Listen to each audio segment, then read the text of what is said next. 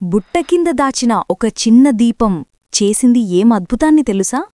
ఇంట్లో నూనె, పత్తి, మట్టి అన్నీ నిషేధించబడ్డా ఎలా పూర్తి చేసింది 30 రోజుల దీపారాధన? ఈ కథలోనే ఉంది రహస్యం. కార్తీకమాసం చివరి రోజు. తప్పకుండా వినవలసిన ఈ పవిత్ర కథను భక్తితో వినండి. కార్తీకమాసం మహిమ. కార్తీకమాసం శివుడికి అత్యంత ప్రీతికరమైన మాసం. ఈ మాసంలో శివుడికి దీపారాధన చేస్తే అపార పుణ్యం కలుగుతుంది. నెల రోజులపాటు నదిస్నానం చేసి శివుడికి దీపం వెలిగించే అవకాశం లేనివారు నెలలో చివరి రోజు కార్తీక అమావాస్య తర్వాత రోజున నది స్నానం చేసి దీపాలు వెలిగిస్తే ఆ నెల రోజుల ఫలితం దక్కుతుందని విశ్వాసం. అనగనగా ఒక ఊరిలో ఒక ఉమ్మడి కుటుంబం ఉండేది. ఆ కుటుంబంలో రజక స్త్రీకి 5 కోడళ్ళు ఉండేవారు. ఆ 5 కోడళ్లల్లో చిన్నది అయిన కోడలే పోలమ్మ. చిన్నప్పటినుంచీ కూడా పోలమ్మకు శివభక్తి ఎక్కువ. ప్రతిరోజూ ఉదయాన్నే లేచి శివాలయానికి వెళ్ళి బిల్వపత్రాలు కోసి శివుడికి పూజ చేసేది. పెళ్లి జరిగేంతవరకు శివుడితో ఆమె ఏర్పరుచుకున్న అనుబంధానికి ఎలాంటి ఆటంకం కలగలేదు. అయితే పెళ్లి అయిన తరువాత ఆమె అత్తగారికి కోడలి శివభక్తి అసూయగా ఉండేది. తనంతటి శివభక్తురాలు వేరొకరు లేరని అత్తగారి నమ్మకం. శివుడికి పూజ చేసే హక్కు ఆమెకే ఉందన్నది ఆమె అహంభావం. అత్తగారి అవాంతరాలు. కార్తీకమాసం రాగానే అత్తగారు చిన్న కోడలిని కాదని మిగతా కోడళ్లను తీసుకొని నదికి బయలుదేరేది. ఈలోగా పోలమ్మ ఎక్కడ శివుడికి దీపం పెడుతుందోనన్న అనుమానంతో దీపం పెట్టడానికి కావలసిన సామాగ్రి ఏదీ ఇంట్లో లేకుండా జాగ్రత్తపడి మరీ బయల్దేరేది. కాని పోలమ్మ మనసులో సంకల్పం చేసుకుంది. పరమేశ్వరా, ఈ కార్తీకమాసం 30 రోజులు నేను నీకు దీపారాధన చేస్తాను. ఎన్ని అవాంతరాలు వచ్చినా నా నిష్టను వదలను అని. ప్రతిరోజూ అత్తగారు బయల్దేరిన వెంటనే పోలమ్మ ఇంట్లో ఉన్న బావి దగ్గరే స్నానం చేసుకునేది. ఓం నమః శివాయ అని జపిస్తూ స్నానం చేసేది. తర్వాత పెరట్లో ఉన్న పత్తి చెట్టు నుంచి కాసింత పత్తి తీసుకొని దానితో వత్తి చేసుకునేది. దీపం వెలిగించడానికి నూనె లేదు. పోలమ్మ ఇంట్లో ఉన్న వెన్న తీసుకొని వత్తికి రాసి దీపం వెలిగించేది. శివాలయానికి వెళ్లే అవకాశం లేదు కాబట్టి ఇంట్లోనే ఒక చిన్న శివలింగాన్ని మట్టితో చేసుకొని ఆ శివలింగం ముందు దీపం వెలిగించేది. ఆ దీపం ఎవరికీ కనిపించకుండా ఉండేందుకు దానిమీద బుట్ట బోర్లించేది. శంభో మహాదేవా, నాకు ఇంతే సాధ్యమైంది, నా భక్తిని అంగీకరించు అని ప్రార్థిస్తూ రోజూ శివుడికి దీపారాధన చేసేది పోలమ్మ. ఇలా 10 రోజులు గడిచాయి. ఒకరోజు అత్తగారికి అనుమానం వచ్చి ఇంట్లో ఉన్న వెన్నను అంతా దాచిపెట్టింది. కాని పోలమ్మ నూనె దొరికితే నూనెతో, లేకపోతే నీళ్లల్లో వత్తి ముంచి దీపం వెలిగించేది. 15 రోజులు గడిచాయి. అత్తగారు పత్తి చెట్టును కూడా మొత్తం కోయించేసింది. కాని పోలమ్మ తన చీరలోంచి కొన్ని దారాలు తీసి వాటితో వత్తి చేసుకుంది. 20 రోజులు గడిచాయి. అత్తగారు ఇంట్లో మట్టి ఏదీ లేకుండా చూసుకుంది.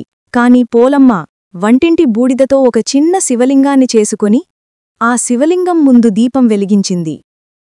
ఇలా ఎన్నో కష్టాలు ఎదుర్కొంటూ పోలమ్మ 30 రోజులు శివుడికి దీపారాధన చేసింది. చివరికి కార్తీకమాసం చివరు రోజు వచ్చింది. ఈ రోజున బ్రహ్మముహూర్తంలో నదీస్నానం చేసి 30 దీపాలను వెలిగించి శివుడికి అర్పిస్తే మాసమంతా దీపారాధన చేసిన పుణ్యం లభిస్తుందని పెద్దలు చెప్పేవారు. పోలమ్మ ముందు రోజునుంచే అరటి ఆకుల నుంచి 30 చిన్న గిన్నెలను చేసింది. 30 వత్తులు చేసుకుంది. కార్తీకమాసం చివరి రోజు అత్తగారు తన 4 పెద్ద కోడళ్లతో కలిసి నదికి స్నానానికి బయలుదేరింది. వెళ్లే ముందు పోలమ్మను పిలిచి చెప్పింది, మేము నదికి వెళుతున్నాము. నువ్వు ఇంట్లోనే ఉండి పనులు చూసుకో. మేము వచ్చేసరికి అన్ని సిద్ధంగా ఉండాలి.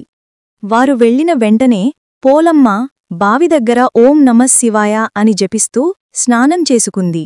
తాను సిద్ధం చేసుకున్న 30 అరటిగిన్నెలల్లో వత్తులు పెట్టి వెన్న రాసి ఒక్కొక్కటిగా వెలిగించింది. బూడిదతో ఒక చిన్న శివలింగాన్ని చేసుకొని దాని చుట్టూ 30 దీపాలను ఉంచింది. భక్తితో శివుణ్ణి ప్రార్థించింది. పరమేశ్వరా, మహాదేవా, నేను ఈ కార్తీకమాసం 30 రోజులు అనేక కష్టాలు ఎదుర్కొంటూ నీకు దీపారాధన చేశాను. దయచేసి నా భక్తిని అంగీకరించు హరహర మహాదేవా! శివుని అనుగ్రహం. పోలమ్మ ఆ దీపాలను బుట్టకింద దాచుకొని త్వరగా ఇంటి పనులన్నీ చేసింది. పనులన్నీ పూర్తి చేసిన తరువాత ఆ బుట్ట తీసి వెలిగిస్తున్న 30 దీపాలు తీసింది. అప్పుడు అద్భుతం జరిగింది. ఆకాశం నుంచి అపూర్వమైన కాంతి ప్రకటమైంది. ఆ కాంతిలో శివుని గణాలు దేవదూతలు కనిపించారు. ఆకాశం నుంచి దివ్యమైన విమానం నెమ్మదిగా కిందికి దిగివచ్చింది. విమానం నుంచి నంది దిగివచ్చాడు. పోలమ్మా, శివుడు నీ భక్తికి చాలా సంతోషించాడు. అనేక అవాంతరాలు వచ్చినా నువ్వు కార్తీకమాసం దీపారాధనను మానలేదు. శివుడు నిన్ను కైలాసానికి పిలుస్తున్నాడు. మమ్మల్ని నిన్ను తీసుకువెళ్లడానికి పంపించాడు. రా, మాతో రా అని నంది చెప్పాడు. పోలమ్మ విమానంలోకి ఎక్కబోతోంది. అదే సమయంలో నదికి వెళ్లి స్నానం చేసి వస్తున్న అత్తగారు, నలుగురు పెద్ద కోడళ్ళు ఆ దృశ్యాన్ని చూశారు. ఏం, పోలమ్మ శివలోకానికి వెళ్తోందా? మేము ఇంతకాలం శివుడికి దీపాలు వెలిగించాం కదా, మాకు కూడా కైలాసం హక్కు అని అత్తగారు అరిచారు. 5గురు పరుగెత్తుకుంటూ వచ్చి పోలమ్మ కాళ్లు పట్టుకున్నారు. మాకు కూడా కైలాసం కావాలి, మమ్మల్ని కూడా తీసుకువెళ్ళండి. నంది వారిని చూసి చెప్పాడు, మీరు నిజంగా శివభక్తితో దీపారాధన చేశారా? పోలమ్మ ఎన్ని కష్టాలు ఎదుర్కొంది, మీరు ఆమెకు ఎన్ని అవాంతరాలు కలిగించారు. మీ హృదయాల్లో అసూయ, అహంకారం, కపటం తప్ప మరేమీ ఏదు. శివుడికి కైలాసంలో నివసించే హక్కు పవిత్రమైన హృదయం ఉన్నవారికే ఉంది. పోలమ్మ దాచుకొని దీపం వెలిగించినా ఆమె భక్తి నిజమైనది. శివుడికి అది తెలుసు. కైలాసానికి మీకు అర్హత లేదు అని చెప్పి నంది అత్తగారిని, నలుగురు కోడళ్లను కిందికి దింపేశాడు. విమానం పోలమ్మతో పాటు కైలాసానికి ఎగిరిపోయింది. విమానం కైలాసానికి చేరింది. శివుడు, పార్వతీదేవి స్వయంగా పోలమ్మను అభినందించారు. శివుడు చెప్పాడు, పోలమ్మా, నీ నిష్ఠ, నీ భక్తి చూసి నేను చాలా సంతోషించాను. అనేక కష్టాలు వచ్చినా నువ్వు దీపారాధనను మానలేదు. నీ హృదయం నిజంగా పవిత్రమైనది.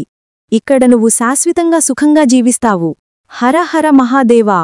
భూమిమీద అత్తగారు, నలుగురు కోడళ్ళు తమ తప్పులను గుర్తించుకొని పశ్చాత్తాపపడ్డారు. ఈ కథను జ్ఞాపకం చేసుకుంటూ తెలుగు ఇళ్లలోని స్త్రీలంతా పోలమ్మను తలచుకుంటూ ఆ రోజు బ్రహ్మీముహూర్తంలో నిద్రలేచి నది స్నానం చేసి అరటిదొప్పల్లో వత్తులను వెలిగించి శివుని నామాన్ని స్మరిస్తూ నీటిలో విడిచిపెడతారు. అరటి దీపాలను వదిలిన తరువాత పోలమ్మ కథ చెప్పుకొని అక్షింతలు తలపై వేసుకోవడం ఆనవాయితీగా వస్తోంది. కార్తీకమాసంలో ఏ రోజు శివుడికి దీపం వెలిగించలేకపోయినా ఈ రోజున 30 వత్తులను వెలిగించి నీటిలో విడిచిపెడితే మాసమంతా దీపారాధన చేసిన పుణ్యం వస్తుందని నమ్మకం. వీలైతే ఈ రోజున బ్రాహ్మణులకు దీపదానం, వస్త్రదానం, సాలగ్రామదానం, ఉసిరిదానం, స్వయంపాకదానం చేస్తుంటారు. తెలుగువారు పోలమ్మను, దీపాన్ని శివశక్తి రూపంగా భావిస్తుంటారు. అందుకే ప్రతి కార్తీకమాసంలోనూ ప్రతి తెలుగు ఇంట్లోనూ పోలీస్వర్గం కథ వినిపిస్తూనే ఉంటుంది. పోలీస్వర్గం కథ సంపూర్ణం. ఓం నమఃశివాయ. హరహర మహాదేవా! కార్తీక మహత్వం తరింజును. ఫ్రెండ్స్, వీడియో నచ్చితే ఒక లైక్ ఇవ్వండి. అది మాకు చాలా ప్రోత్సాహకరంగా ఉంటుంది. మీ అభిప్రాయాన్ని కామెంట్స్లో తప్పకుండా చెప్పండి. మరిన్ని కథలు వినడానికి మన ఛానల్ను సబ్స్క్రైబ్ చేస్తే మీరు వాటిని మిస్ అవ్వరు. చూసినందుకు అందరికీ నా హృదయపూర్వక ధన్యవాదాలు.